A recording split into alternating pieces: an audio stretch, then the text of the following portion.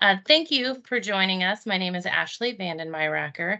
I mentioned earlier I'm a specialist with Parent Academy. I am also the mother of two Duval County Public School students, both of whom are in middle school. I have one in eighth grade and one entering sixth grade. So I am in the thick of it when it comes to middle school right now. I was a classroom teacher for almost 13 years in Duval County, preparing students to go to middle school, to enter middle school.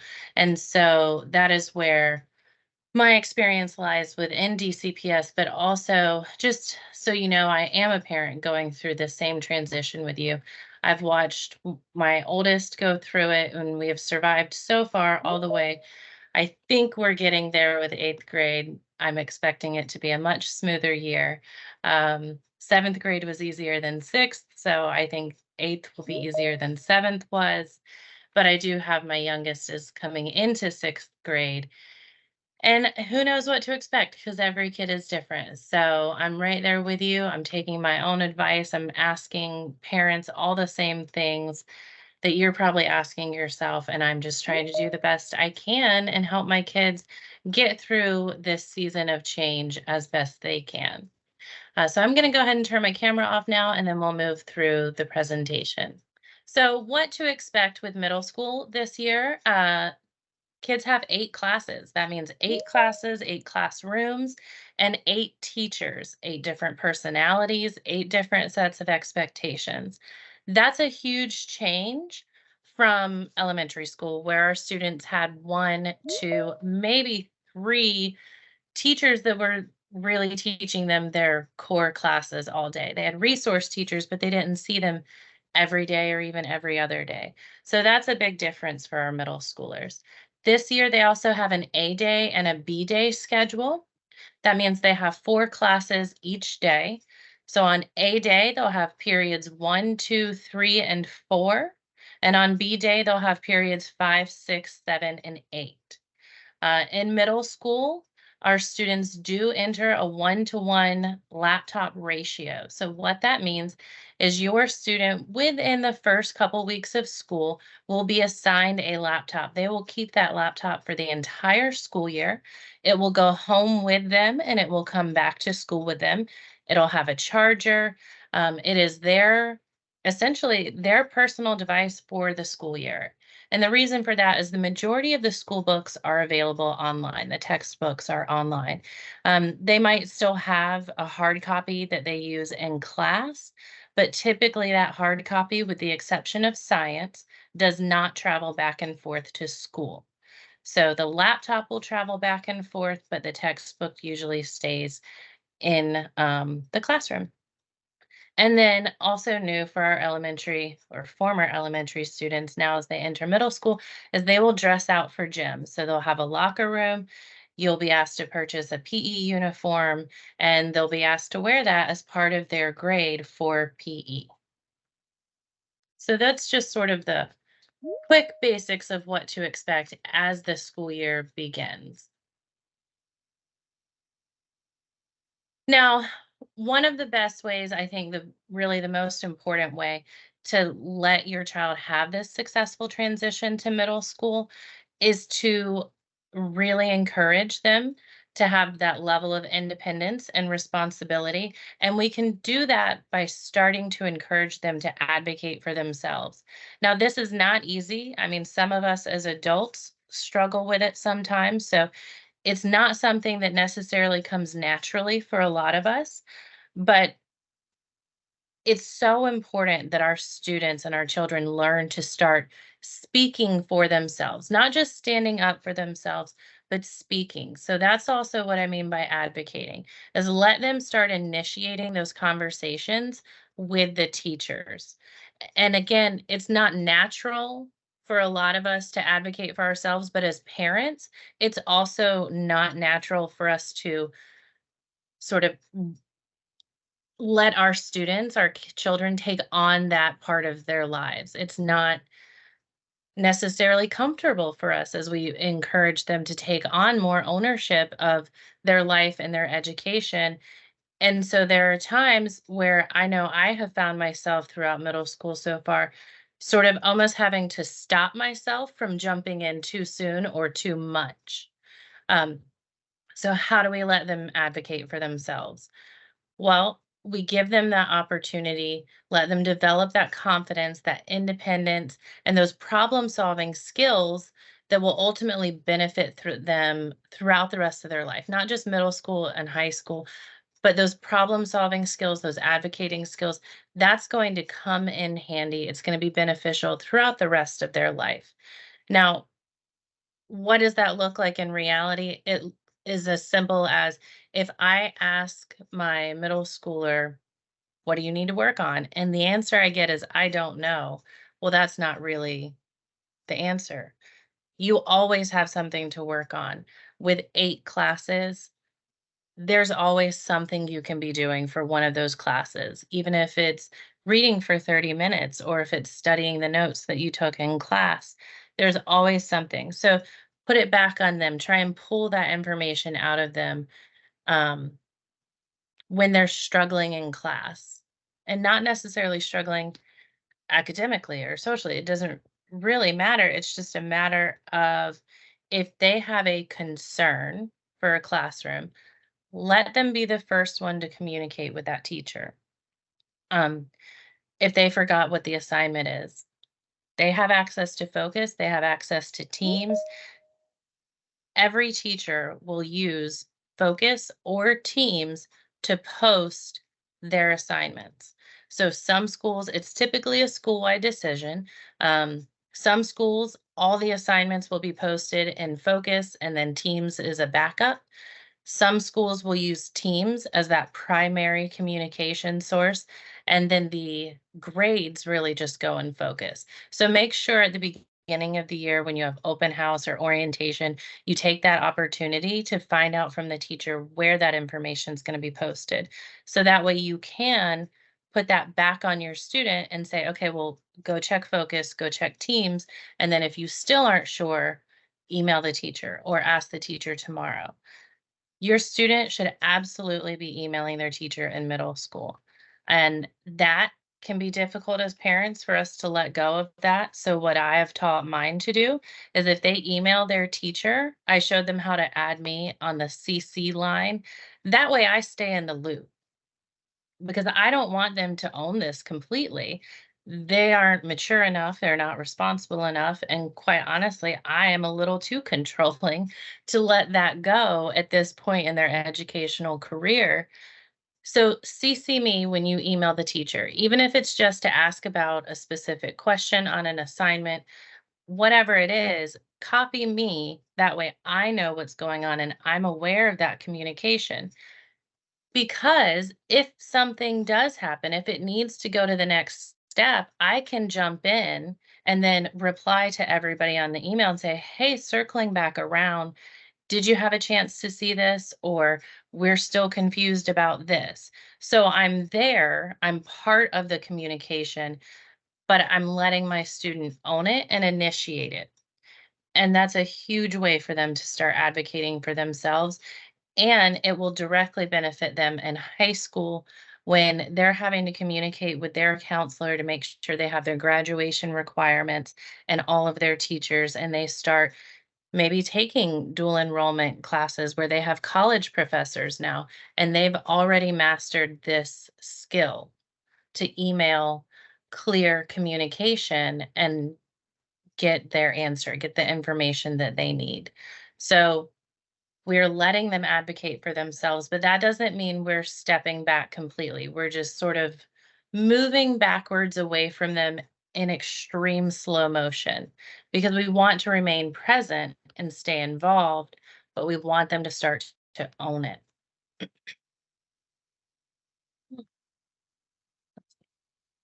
There we go.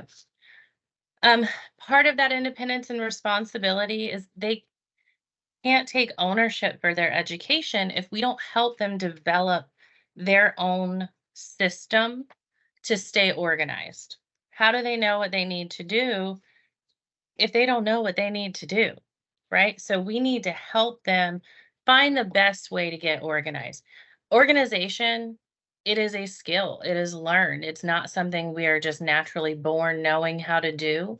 Um, just because you organize one way this year doesn't mean that's what's going to work best for you next year.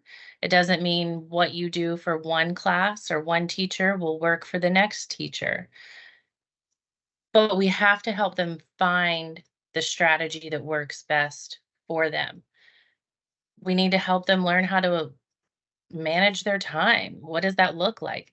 In elementary school, you've got your teacher saying, okay, we're done with reading. Let's go to math, or time to pack up. We're going to switch to this class. And now in middle school, you've got a bell and you have 4 minutes between classes to get from period one to period two. So they've got to be able to manage that time. But they also have 8 classes, which means 8 teachers. Assignments for every teacher, they've got to be able to manage their time at home and get the work done and then get it turned in.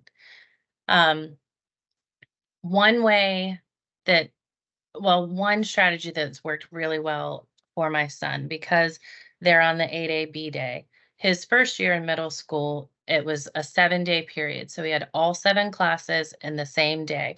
And that was really difficult, um, trying to manage the time and get all of those assignments done. But it made keeping up with all of his stuff easier because you didn't have to switch anything out. You had all your classes every day. Well, with A day and B day, we started the year, he only had one backpack. And so each night he had to remember to take everything out of the backpack and then put everything for B day into the backpack to get ready for the next day. And it worked okay for about a week. But then extracurricular activities started back up after school. Baseball started up, so that was practice a couple nights a week. His youth group started up, that was one night a week. And so then the nights just started getting a little bit busy and things started getting frantic. And it honestly just stressed him out. And it made him more likely to forget because he would, his eyes would glance over a folder or a spiral in the rush to try and get everything ready for the next day. Or if he didn't have time to do it that night, then he's rushing to do it in the morning. So, in order to avoid that stress and remove that and make sure that he truly was prepared for school each day, we got a second backpack. So then he had an A-day backpack and a B-day backpack. And that alleviated a huge amount of stress for him in the evenings or in the morning, depending on when it was. But it meant that he was going to school fully prepared, already starting the day calmer. So if that's something, that you think might work for your student, or if you have that ability, that worked for us really well. Um, Finding a planner or a calendar that works. Again, eight classes, 8 teachers, everybody has different expectations, but that's still a lot of assignments to try and keep up with. So for us, that has changed more than once. And again, just because you start um, the school year being organized one way doesn't mean that you stay the entire school year being organized that way. If it doesn't work, don't be afraid to try something new. So for us, we started 6th grade with this. Let's see if it'll come up. This was what we started middle school with because it was simple enough that he could fill in with what do I absolutely have to do Monday night for homework. If I have time, what can I start? Is there a project that I need to continue working on? And this worked really well for a little bit. I mean, probably for the first half of the year. And then the second half of the year, I don't know what changed, but something changed and it stopped working. So if it stops working, we have to change with it. We can't keep doing the same thing if that's not what is going to allow our children to be the most successful. And so then we actually started creating a shared note. Let's see if it'll come up. So this is the note that we share in the phone, and I can add stuff to it. He can add stuff to it. Um, there are weeks where I add my mom to it because sometimes I need her to be home or pick them up from school. And so I like that we can add whoever we need to the note. So this is just what works for us. That doesn't mean, that you have to do it, but I just want you to know, or at least have an idea of a few different strategies in your pocket to start the year with. Now, study skills are a lot like organization skills. And honestly, for a lot of our kids, they may not have had to have studied a whole lot in elementary school. Could have been vocabulary words, it could have been spelling words. Um, it probably wasn't all too often that they really had to sit down and study for a big test. So, this is new for our middle schoolers. Study skills like organizational skills, they are learned, and we're not born knowing how to study. So we have to try different things in order to find really what works best. But what works best for me to study for math may not be what works best for me to study for civics or science or ELA. So you really need to be aware of that, and again, having the tools. Um, so some of the strategies, flashcards. I love flashcards. They are great for math, science, history. English language arts is a little bit different. I will say in the 2 years that I've had one in middle school, we haven't necessarily had to do a lot of studying for the English language arts class, but we have had to do achieve articles at home.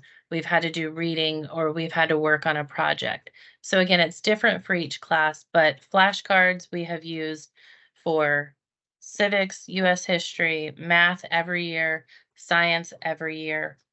Um, I like them because we are a family that's on the go a lot, and we can take them with us. So we get a little key ring, those little silver ones from the dollar store, and we just put a hole punch in them and we can just flip and go. And I can quiz them or they can quiz themselves. Another option, this oh, that's a little blurry. So I'm sorry if that's blurry for you too, but this is called a mind map, where it's really just an organization of the system itself, right?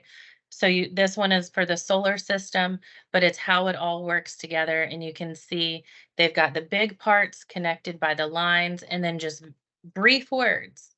The solar system, it consists of everything that's underneath that. The sun is orbited by, and then it's got the planets, and then it keeps going.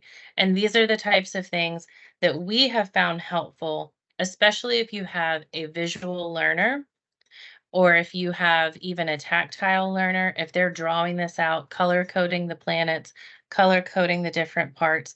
This is something, a mind map, that has worked well for those big concept ideas, especially for science. Especially because my oldest has been put on a track where he's going into biology as an eighth grader. So that's a high school course. That's a lot of big concepts, and this type of mind mapping has really helped us with that. There is a free app that I do want to share with you. Oh, I got to get back on this screen. And it is called Quizlet. I love Quizlet because you can create flashcards, you can create little mini quizzes. You can go on there, you can create a free account, and you can actually just search the topic. And a lot of times you can search it specific to our Florida best standards, and it will pre-populate with different things. But I can actually come up with a set of vocabulary words, send it to their phone, and then they do essentially a pretest on it. And Quizlet develops a path, a learning path of the flashcards that they need to study in the order they need to study them based on the vocabulary words they already knew. So you can do fill in the blank, matching, flashcards, the test. It's a great option, especially if you are on the go, or if you have a kid who's not always going back to your house every day. Like sometimes they're with my mom. Well, we can't keep flashcards everywhere because, quite honestly, I have not found the time to make 5 different sets of flashcards, right? That's just the reality of it. But I can put the flashcards in Quizlet, and they're on my phone, my student's phone, my mom's phone. anybody's phone that needs them. And they can be shared with friends. So he can share the link with his friends and then they can study together. And if you can get your student to find somebody in class that they're studying with, that's a huge win. I know my son comes home and he wants to FaceTime his friends, and that's fine, but y'all got to do some schoolwork first and then you can have fun. And so that's kind of how we started doing that. But Quizlet makes it fun because they can actually compete against each other as well. Um, Creating a study calendar or a family calendar or any kind of calendar, honestly, but knowing when the tests are, knowing when the quizzes are, knowing when the assignments are due, that is huge. And it's a big adjustment coming from elementary school where you only had 1 or 2 tests a week. Well, now you might have a test in all 4 of your core classes in the same week or even on the same day, depending on your schedule. So creating some type of a study calendar, this is just an example. It's color coded, but on Monday, this is what we've got going on. This is when I need to study. This is when I have free time. I could play my video game. I could FaceTime my friends. I could go outside. This is when I need to study again on Tuesday, Wednesday. And so if you can come up with one that works for your family and your child, but post it in a place where everyone can see it, I think that is beneficial. We have a family calendar that we post on the refrigerator so everybody can see it. Because let me tell you, in middle school, these people are going in the refrigerator every 5 seconds. I promise. They eat nonstop. So it's on the refrigerator because I need you to know where everybody is supposed to be, when they're supposed to be there, because we need to find our time. We have to use our time wisely. And that goes back to that time management. It goes back to problem solving. So if they see me doing it, it just becomes part of doing it for them. So even if it's just a family calendar and you put it on there, if you make a study calendar separate from the family calendar, but try it and see if it works for your student. Um, when it comes to studying, it can be difficult to study if the notes that you've taken in class aren't very clear. And I will say from 6th grade and 7th grade, my son took notes, especially in history and science, both years so far of middle school. 2 different schools. He attended a magnet school in 6th grade, and last year in 7th grade, he was in his neighborhood school. And I mention that because both schools, completely different sets of teachers, different sets of administrators, both schools use the same type of note-taking method. So I started asking around to friends of mine who teach middle school, and I think because it's a simple note-taking method, it tends to be used in middle school where students are learning how to really take notes for the first time. The one that he has used the last 2 years is the Cornell method, which I really like. It looks like this. You sort of break the paper up, you put your main idea or your guiding question would go on the left. And then as you're reading, as you're watching the teacher present the PowerPoint, because that's usually what they start with, at least when they're introducing a topic in science, is the PowerPoint. You're writing down the keywords, the big ideas, um, important vocabulary, dates, people, things like that are going to go on the right. At the end of that section, so if we were learning about plants, I might have, you know, 2 or 3 main parts on the left and then different notes bulleted on the right. Well, when I'm done learning about plants, I write a summary of all of my notes in my own words. So again, you've got the tactile piece for the note taking because you're writing and then you're rewriting a summary. You've got synthesizing the information into your own words. So this strategy has worked really well for my middle schooler so far.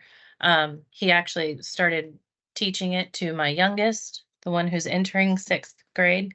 Now, this is not the only note-taking method, but it is one that I think is a great place to start as our students learn how to take notes and learn how to study and organize. Because when they go back to reread their notes, it really is easy to follow along with the Cornell notes. So those study skills, huge in middle school. Um, and my oldest, the one who's going into 8th grade, the amount that he spends studying now compared to how much he had to study in elementary school is night and day. Like, I don't think there's even a comparison. So this to me is really the hard part, is encouraging that struggle. I know we want our children to be successful, but they can't truly be successful if they haven't had to struggle through anything. When I taught math, I used to tell my students, because I always want to help each other, which is great. But I would always say, don't steal their struggle. Let them struggle because that's how we figure it out.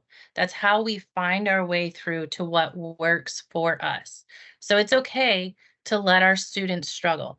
Now, we don't want them to fail, but it's okay if they trip and fall and stumble because we are right there to help them get back up, work through it, and then move forward. And so without that struggle, we can't always see how far we've grown and how much we've learned and how far we've come. So it's very important. Um, Learning from our mistakes.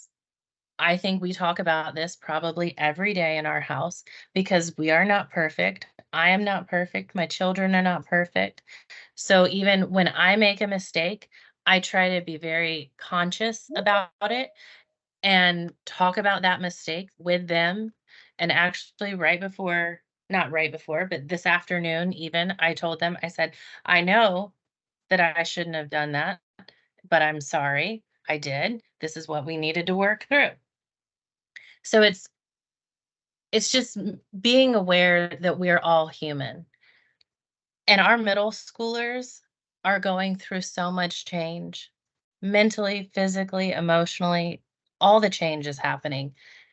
And even if it's a slow process, even if it's a fast process, it is happening. Middle school is actually referred to in our district as the region of change because our students change so much. And I can't even tell you when my oldest started 6th grade, oh, I worried so much. You know, he wasn't even in the 50th percentile for height and weight. So he was a small guy going into middle school, and there's all these kids who were bigger than him and all the things. And I know this seems like it has nothing to do with it, but it really does. So we have to just work through all of that together. And for him, that was one of his struggles because he was the small kid. And so that was hard on him. He felt like he couldn't just be open and go out there and make friends. But that change still happened. And now he's in like the 90th percentile for height. So I don't even know how it happened, but here we are. But it's not just the struggle academically, it's those awkward social struggles. We need to let them have those and find their way to work through them. We can guide them and help them get through them, absolutely, but they've got to work through those moments on their own a little bit too. Natural consequences, I think they're one of the best teachers. Um, if they forget their homework, don't take it up to school. They forgot their homework. That natural consequence, whatever it is, if the teacher takes points off because it's late, if they give them a 0 because they didn't turn it in, it will be okay.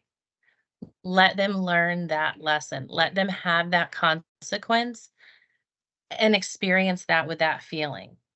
Because I am willing to bet it won't take doing it more than once or twice before they make more of a conscious effort to stay on top of that. So that's what I mean by those natural consequences. Again, we don't want them to fail, but we want them to experience what that is like. I will say, especially as a teacher, sometimes you get caught up on the grade aspect of school. But it is so important that we really focus on the growth that our students are making. If you start here, or if you have a difficult time making that adjustment and that transition to middle school, maybe you were an AB student in elementary school, and maybe your first year of middle school, you start making C's. That's going to be okay.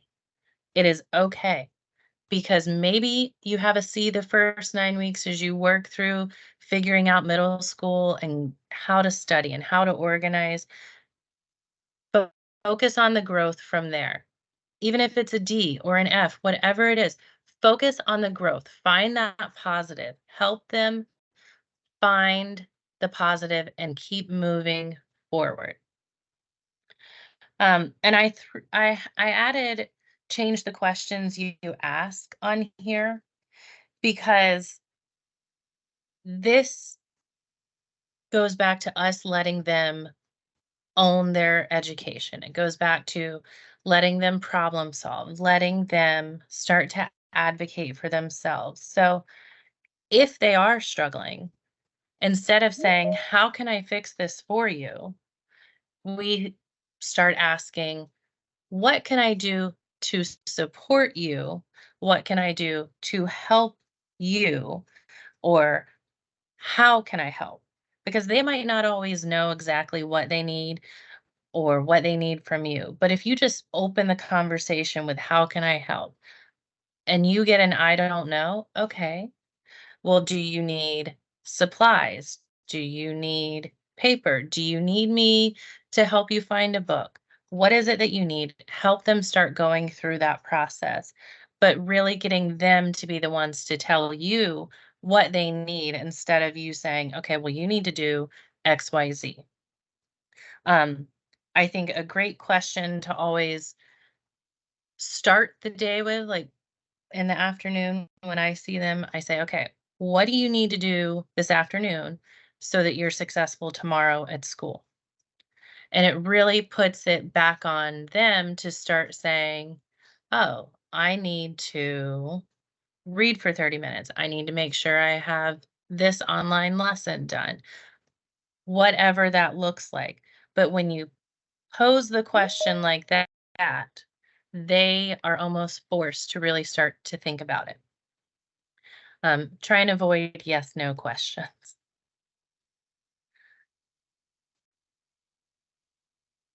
Let's see. All right.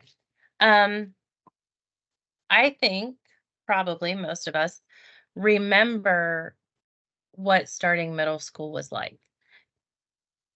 It was scary. It was, what if I don't know anybody? What if I can't find my locker? Which we don't have lockers now, but it's that same idea. It's, what if I can't find my class? What if my teachers don't like me? What if I don't like my teachers?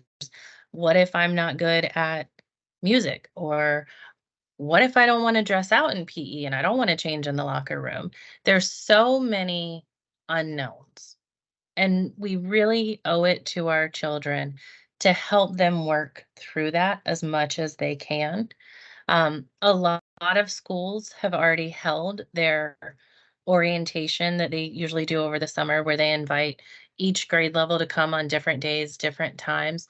If you weren't able to go to your schools over the summer, I would call and say, hey, we were out of town or we were sick, whatever it is, but ask them, is there any way we can come and just do a quick tour? Can we just walk the school and try and find one class to the next? Even honestly, if it's just figuring out first period on the first day of school, because most likely they will have someone in their first period class with them that's also in their second period. And so they will find their way there. But get them ready for that first day, first period, so they can start the school day confident. Um, if you can't get up to the school, go visit their website. Look at their social media pages. And then talk about the electives and the clubs that the schools have to offer, and you can usually find that on their website. So all of the school websites are set up just like this one. They have the exact same layout. where it's home, about us, contact us, parents, students, staff, and then programs. Under programs, schools will list usually their athletic programs, academic programs they have, and then usually any clubs they have that are before or after school. So start looking at those now. Get an idea of what your student might be interested in, what they might want to join. One thing that I didn't think about in middle school, if you are, or if your child's attending a middle school that has the traditional middle school hours, um, school starts at 9:15 or 9:30, sorry, 9:30 and ends at 4:15. So what you will find is that a lot of the activities and clubs actually happen before school hours. So you might have clubs and um like Scholar Bowl even that start at 8:30 or 8:45. But I didn't think about that. So when my youngest was going in and it just didn't occur to me because everything in elementary school happened after school. So if you haven't been around it before, you don't know. So I'm just sharing that while it's on my mind. But check out the activities and clubs that they have because that is a great way for your student to meet other people that have a similar interest, but meet them in a way that's comfortable and it doesn't feel awkward or forced. Which leads me to those social concerns. Because in 5th grade, our kids were the big kids, right? They were the seniors. They knew everything there was to know about their school. They were the, you know, head honchos, so to speak. And they're not going to be that anymore. They're going to be the freshmen. They're going to be the small kids on campus probably. So work through those worries, work through the concerns. Um, all the what if scenarios, and I mentioned some of them earlier, but what if I don't know anybody? What if I get lost? What if I don't have anyone to eat lunch with? What if it's hard to make friends? How do I start a conversation with someone? All those things. Just take the time and ask them, what are you worried about? And maybe they don't know. And that's when we can remember what we were like in middle school, what it was like for us, some of the things that we experienced or saw others experience and try and help them work through it. We want them to be as comfortable as they can be going into that first day of 6th grade because we want them to be as successful as possible. I put practice conversation on here because joining a conversation that's already happening without inserting yourself in a way that doesn't come off as rude is a skill. You have to be able to join a conversation naturally and just start talking with other people. You also need to be able to say hi or good morning and then start a conversation that keeps going. Um, I have seen a lot of times, even in text conversation with my son, he'll send someone, "Hi," and they send back, "Hi," and he sends, "Okay." Like, what kind of conversation is that? Yes, it's texting, but it also, like, it's still a conversation. And if you're doing that on the phone where you're not face to face and you don't have that extra layer of nerves, what are you doing in person? So practice starting conversations, practice joining conversations, practice what you do when you see someone that you know, but maybe you weren't really close friends with them in elementary school, but you know them. So go say hi to them. Maybe you're about to meet your new best friend in middle school. You don't know if you don't try. Mm. So just practice having that. Um, Start the school year with a plan. I can't say it enough. A plan for studying, a plan for organizing, a plan for keeping up with all your things, a plan for how you talk to people at school. All right, so teamwork, Dr. Green initiated it when she came and she said, "We are Team Duval." And that is still the case with Dr. Krisner. We are Team Duval. And it does absolutely take teamwork between You and your child, you and your school, your child and their teachers. It takes all of us working together, especially through these middle school years.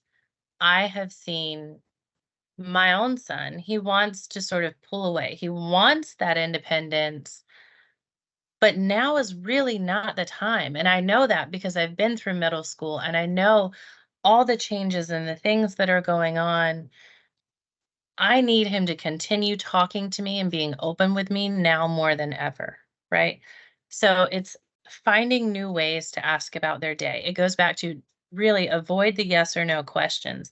If how was your day at school? I always start with that, but the answer I always get, good. Okay. What'd you do today? Nothing. Really? You did nothing all day? So I try, I'm not saying I'm always successful, but I try to avoid asking questions where I get a one word answer. I started asking things like, "Oh, well, what happened at lunch today?" I have no idea what happened at lunch today, but guess what? Something always happens at lunch. Somebody does something silly, or somebody tried to sit at the wrong table and they got told they had to move. Little things, nothing ever crazy or serious, but it forces him to actually tell me about just a small part of his day in more than one word. And so it keeps that connection, it keeps that relationship. It's not the only thing we talk about, but it sometimes just helps get that conversation going. So it's changing the questions we ask, it's changing what we talk about. Um, the what was the high of your day? What was the low of your day? I really like that one. But sometimes they just wanna tell you the high, they don't wanna tell you the low. So, I'll start with my low. I'll tell them my low first, and usually one of them, "Well, why was that your low? Why was that the low part of my day?" And I'll tell them, and then they wanna share their low. "Well, why was that the low part of your day?" Now what they don't think to ask me is, "Well, what could you have done differently, or what could have made that part of your day better?" That's just because, they were in 5th grade, so I've got an 11-year-old and a 13-year-old. They don't think like that to ask me those questions, but I know to ask them those questions. So if they tell me about the low part of their day, well, what made that the low part of your day? Okay. Now, what could we have done differently? What could you have done? Could you have done anything differently? What could you do if that happened again? And so it gets them to continue talking, but also gets them to start thinking about problem solving. It could be something academically that happened in class, but it could also be something socially. They're at this age where they're really trying out different friends, and sometimes there's problems. So it's learning how to navigate their relationships with other people. That comes in a lot of times with the lows. That's what I've noticed with my 13-year-old. Um, Talk to them about absolutely everything. I can't say that enough. Don't just talk about grades, don't just talk about homework. I mean, talk about everything. Middle school is a whole new world for a lot of students. They might hear words that they haven't heard before, they might see things they haven't seen before. Be the place, be the person that they can come to and ask. And sometimes I've been asked questions, and my first reaction is to be like, "What? No, I'm not going to react like that. I'm going to stay calm," right? Because even just sort of having that type of reaction, no, that's not an overreaction, and I'm not mad. I'm maybe shocked, but having that type of a reaction can put them off and make them wary of coming back to you. And so my rule has always been, you can come ask me anything that you want to ask me. I will be honest with you. I will tell you whatever it is, but that's because I want to be the one teaching you about that. I don't want you to go ask your middle school friends because I don't know what information they have. And I don't know who's giving them that information. I don't know that it's right, but if you're not coming to me and asking me about it, I have no idea what you're hearing from your friends at that point. So be the safe place for them to come ask you about anything and everything.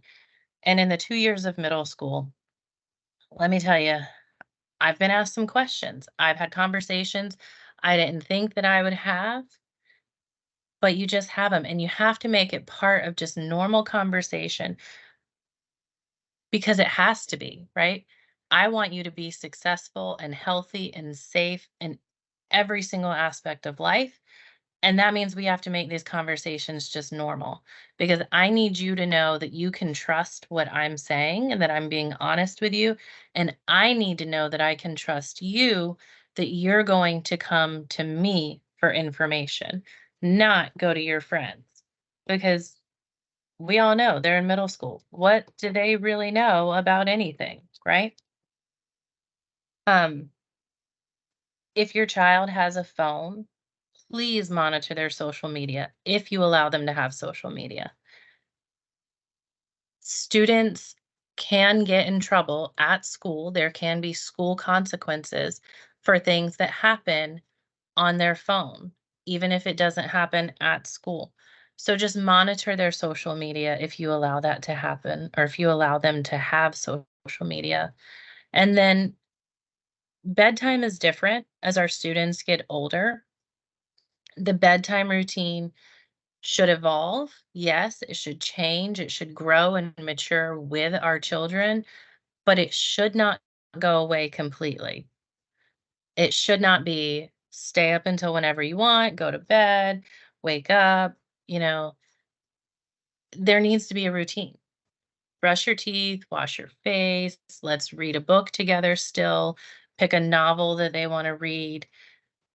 Pick, I don't know, like some nights we do it's called middle school teasers, and it's conversation starters. And we'll take turns picking a conversation starter, and we just have conversation for a few minutes before bed because it gets us talking. It gets us talking about different things. One of them was, if you were to narrate the story of how your parents met, what would you say?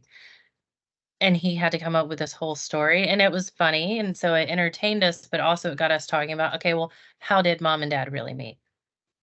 So that's just another option. But those things that we had with them in elementary school, like those bedtime routines, those sweet moments, they don't go away. They just change and evolve over time a little bit.